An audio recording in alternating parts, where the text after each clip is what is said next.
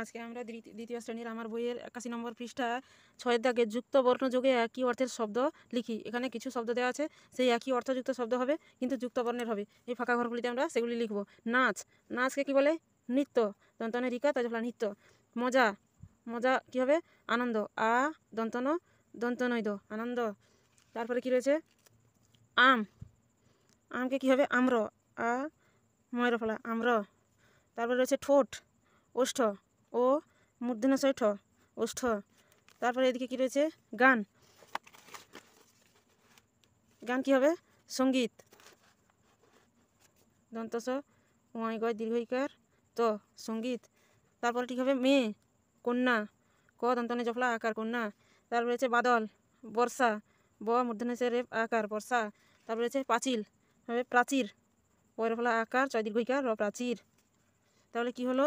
নাচ, নৃত্য, মজা, আনন্দ, আম, আম্র, ঠোঁট, ওষ্ঠ, গান, সঙ্গীত, মেয়ে, কন্যা, বাদল, বর্ষা, পাঁচিল, প্রাচীর।